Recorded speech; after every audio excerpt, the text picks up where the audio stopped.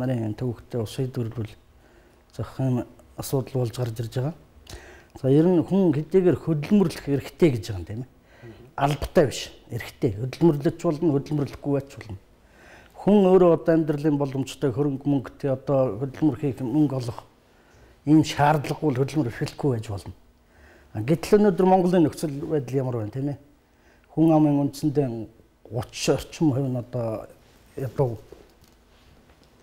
Ааштай тийм. Ийм ядуу байгаа учраас, орлогогүй байгаа учраас, өөрийн гэсэн хөрөнгөгүй байгаа учраас хүн хөдөлмөрлөх зайлшгүй шаардлага гарч ирж байгаа тийм.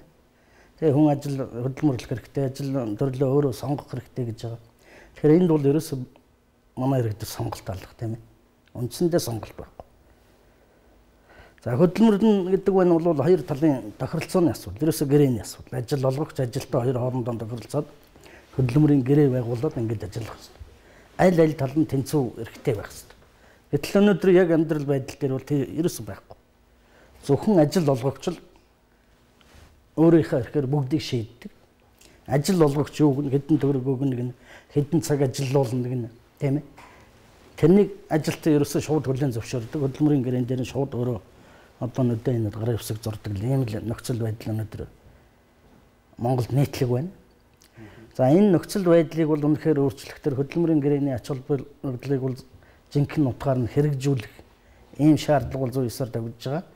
За хоёрдугаарт нь өнөөдөр үндсэндээ хөдөлмөрийн мөлжилгийн асуудал нэлээд нийтлэг байна шүү дээ. Ихэнх ажил хийж байгаа энэ хувийн гэрчлийн салбарт ажил хийж байгаа хүмүүс өнөөдөр 200-аас 300 мянган засаж байгаа.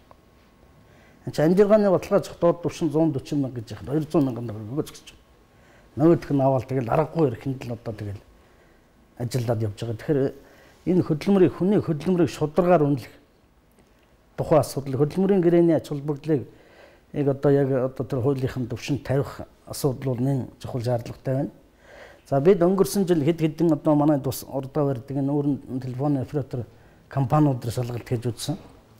За энд үнэхээр л их л өндөр цалин авдаг, их л сайхан ажиллах орчинтой л гэж бид ойлгож явдаг байсан тийм ээ. Гэтэл бол энэ асуудал бас л их учир дутагдaltaй байсан.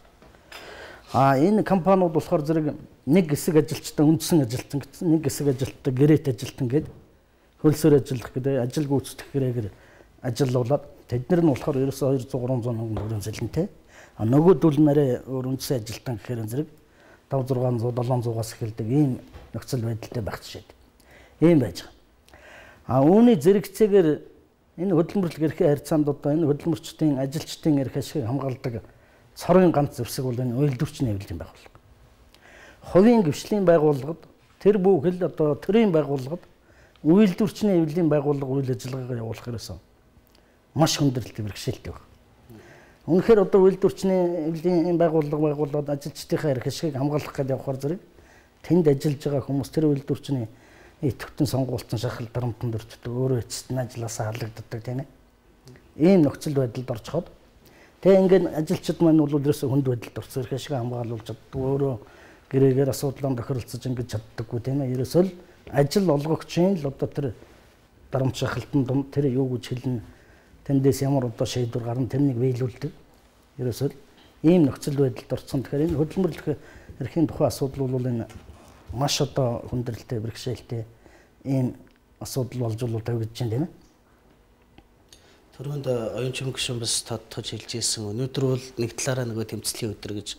Энэ маань өөрөө та бидний яриад байгаа энэ хүүхдээр уулуурхаа заа нөгөө бэлгийн цав хүч гэдэг юм уу энэ асуудлын бас нэг тэмцлийн үр дүн үүний цаанаас гарч ирэх байхаа. Өнгөрсөн хугацаанд яг энэ хүний эрхийн өдрийг тэмдэглээд гарсан үр дүнгууд гэдэг юм уу энэ талаас нь бас нэг нэвтрүүлгийн төгсгөлд мэдээллийг бацаж хэлж өгвөл тушурнаа.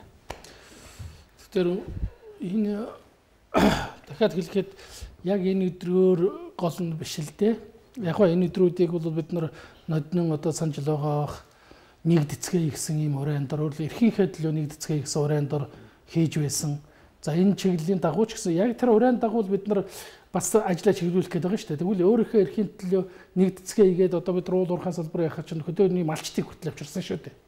Тэгээд одоо сайд 3 сайд хүртэл илтгэл тавиад миний харахад бол харин энэ уулуурхаа төрнөөс үүдэлж байгаа хүний эрхийн зөрчил дээр бол монголчууд нэгдэж чадсан гэж ойлгож байгаа байхгүй. Гэх мэтлэнгээр тодорхой үр дүнд жил болгон энэ уран дор тэгээд дээр нь манайх чи стратеги төлөвлөгөө гэж юм байдгийг. Жил жилийн зорилго гэж юм байгаа. Тэр дагуугаан одоо ингээл ажиллаад үргээ. Энэ жил бид нар бол 4 үндсэн чиглэлд үйл ажиллагаа явуулсан.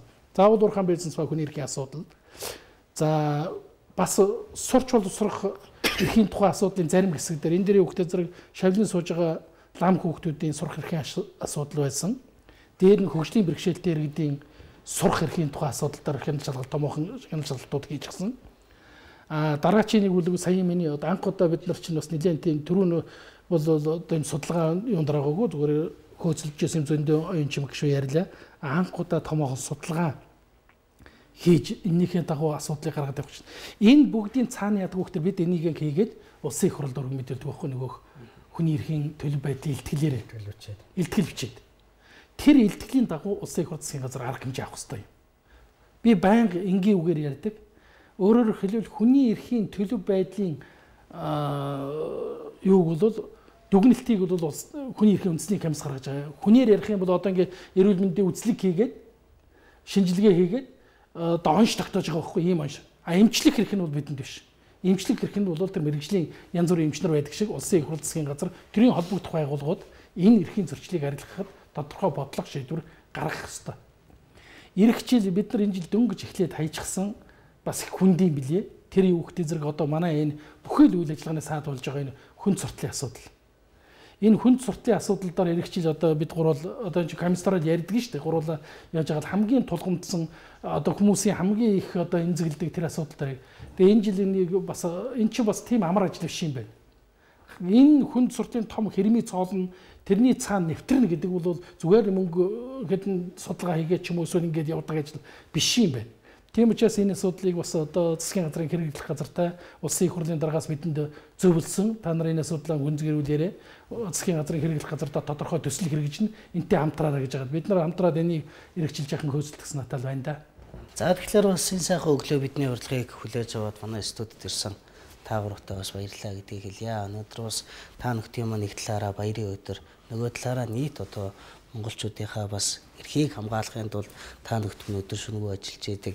Тэр улсуудынхаа бас үзэл санаа, тэр улсуудынхаа олон ургалчдаа бүхэл зүйлийг нэгтгэж бас хамгаалахын төлөө, тэмцэхийн төлөө бас ажиллаж байгаа та бүхний ажилд бас амжилт хүсье. Ингээд нэвтрүүлгээ бас өндөрлж байна. Магадгүй одоо продюсерчдийн асуулгүй. За энэ ч юм гişүний ч юм уу, тасрч гişүний ч юм уу хэлэх гэж бодож исэн санаа байж болохыг тэрийгээ бас хэлнэ гэж нэвтрүүлгийнхаа сүүлийн асуултыг сүүлийн цаг хугацааг асуултгүйгээр өрхөө байж өгсөн. За тэгэхээр би түрүү хэлжсэн комиссийн энэ үйл ажиллагааны ихэнх одоо чиглэлийн энэ иргэний болон улс төрийн эрхийн тухай факттай холбоотой юм үйл ажиллагаануудыг хийж ажээ гэх. Тэгэхээр энэ бол угаасаа орхихгүй анхаарлын гадуур байж болохгүй сэдв байгаа. Тэгэхээр энэ дээр бол бид олон улсын байгууллагын зүгээс тэр манай одоо Монголын өнөөгийн нөхцөл байдал ч гэсэндээ бид нар бол цаазаар авах ялын эсрэг протоколд нэгдэж ингэж орсон. Тэрүүнтэй холбоотойгоор эрүүл шүүлтээс ангид байх эрхийн хүрээнд эрүүл шүүлтийн эсрэг одоо үндэсний механизм болох юм байгууллага эрүүл шүүлтийн нэмэлт протоколд нэгдэж орох асуудлыг бол бас энэ жил бид гаргаж тавирна. Ер нь бол энэ үйл ажиллагаа судалгааны түвшинд яваад хууль зүйн яам хүний эрхийн үндэсний комисс дээр бол энэ байгууллага байх ёстой байна гэдэг асуудлыг бол гаргаж тавьсан. Тийм учраас бид нар зөв нэг конвенцэд ингээд нэгдэж ороод ингээд аль талдаа нэгдэж орох ийм асуудлын цаана үндсэндээ тухайн одоо салбар ийм төрөлдсөн байгууллагуудын бүх одоо хүний эрхийг хамгаалах чиглэлийн үйл ажиллагаанууд зэгсэрч ирэх ёстой юм а гэдэг би бас хэлэх гэж байгаа. Нөгөө тэгвэр энэ жил тодорхойлж гаргасан бодлого бол тухайн жилдээ төгсдөггүй. Дараа жилдээ ч юм уу эсвэл үйл ажиллагааныхаа цар хүрээ асуудлынхаа шийдвэрлэлтээс болоод бол дандаа үргэлжилж явдаг гэж ойлгох хэрэгтэй. Тийм ч учраас энэ уул уурхай дахь хүний эрхийн асуудал за дээр энэ бэлгийн цөнхтэй холбоотой асуудал, үндэсний цөнхтэй холбоотой асуудал, сэжигтэн ялгадагч ялтны эрх зүйтэй холбоотой бүхэл одоо сургалтын асуудал бол дараа жил бас төлөвлөгөөнд ороод ингээл явна. Тэр болгоныхаа хэмжээгээр тухайн хүмүүсийн маань өөрсдийнх нь мэдлэг, ойлголт, чадах чадамж нь бол өндөрсөж байгаа гэдэг би бас энэ давхар хэлмээр байна. Би нэг зүйлийг хэлмээр байна. За хүний эрхийн үндэсний комисс гэдэг байгууллагыг бид үндсэндээ 12 жил сурталж илж байна тийм 12 жил ярьж байна. Энийг бол маш их зөв ойлгох хэрэгтэй манай иргэн тийм ээ. Хүний эрхийг одоо хамгаалах, хөхүүлэн дэмжих. Хүний эрхэд хяналт тавих энэ чиглэлтэй төрийн бие даасан хараад бус байгууллага. Төрийн бие даасан хараад бус байгууллага. Бид их хурлын байгууллага биш, засгийн газрын байгууллага биш. Одоо ерөнхийлөгчийн байгууллага биш тийм ээ. цэвэр ерөөсөн бие даасан энэ хараа тусаар үйл ажиллагаа явуулдаг. Хинээс ч одоо айхгүйгээр эмэхгүйгээр бид одоо хүний эрхийн чиглэлээр Монгол улсад үнэлт хийх тийм ээ. Ийм чиг үүрэгтэй ийм байгууллага учраас бол бидэнд амдахад бол хэзээ юмхт одоо чөлөөтэй байдаг. За бид ямар нэгэн улс төрийн нам хүчин эвсэл холбоодод харьяалагддаггүй тийм ээ. Зөвхөн өөрсдийнхөө одоо хууль заасан чиг үүргийг дараа тусгаар хэрэгжүүлдэг ийм байгууллага. Тийм учраас эрхээ зөрчигдсөн гэж үзэх юм бол хүний эрхийн чиглэлээр одоо зөвлөгөө зааварчилга авахыг хүсдэг юм бол одоо манай хүний эрхийн үндэсний комиссд одоо хандаж байгаарэ. Энэ манай хүний эрхийн үндэсний комиссийн өв таалга уулзгааг ямагт нээлттэй байдгаа гэдэг хэлмээр байна. Хэрэгжлээс бид нэр утастай болно, байнгын утастай. Засгийн газар 11 гэдэг шиг манайх 12-99 гэсэн баха. Зөвшөөрөл нь одоохондоо авагдсан. Тэгээ яг одоо эхлүүлэх ажил нь бас тэр харилцаа холбооны газар дээр байгаа юм байлээ. Тэгээ ийм утастай болчихвол иргэд сайн даштар жишээний хэлдгээр хандах бүрэн боломжтой болно. За баярлалаа. Ирсэн зочноос сайхан халуун кофе цайгаар дайлдаг бол гарахтан телевизэн сэтгүүлийнхаа шинэ дугаарыг энэ 8 цэцэгтэй өргөн барьдаг байгаа. Тэгэхээр та бүхэн маань энэ 7 хоногийн ажлын одоо хөтөж байгуултгай гэж энэ телевизэн сэтгүүлээ өгье. Баярлалаа. Маш баярлалаа. Тэгэхээр энэ чинь юм байгаа шүү дээ. Бид нар чинь хүний эрхийн өдрөөр сурталчилгаа, соён гөрөлх ажил явахдаа зэрэг одоо энэ телевиз чинь мөнгө төлнө барьна гэдэг. Тэгтэл та нар кофегоо нэгүүгөө дээр нь юм бэлэг өгөөд бас бидний олон төмөнд хөрөх ёстой хөргөж байгаа дах баярлалаа. За. Миний оролцоо гэдэг юм UBS телевиз сайн биелүүлэх юм байна гэж ойлгож байгаа да. За баярлалаа. Эрхэм үзэгчдээ манай энэ 7 хоногийн эхний дугаар энэ түрээд өндөрлж байна. Манай студид хүний эрхийн үндэсний комиссийн дарга Бямтөрч зааман одоо хүний эрхийн үндэсний комиссийн гишүүн Оюун Чимэг за Даштүр чанар студид ирж үзэгч таавхандаа багжуултгай мэдээллийг өгч чадсан баха гэдэг итгэл дүүрэн байна. Баяртай үзэгчдээ ажилд нь амжилт хүсье.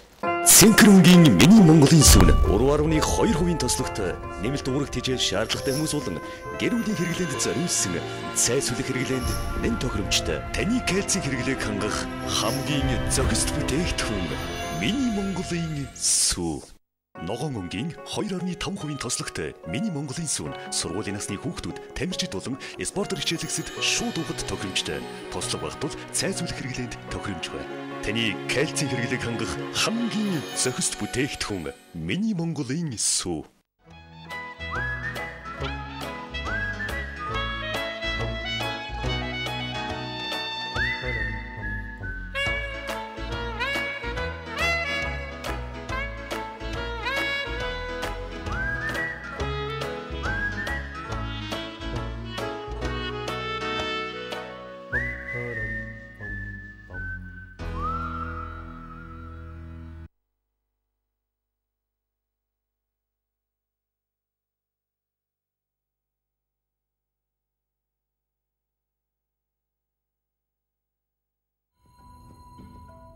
Өглөө сүний өгөөж нь илүү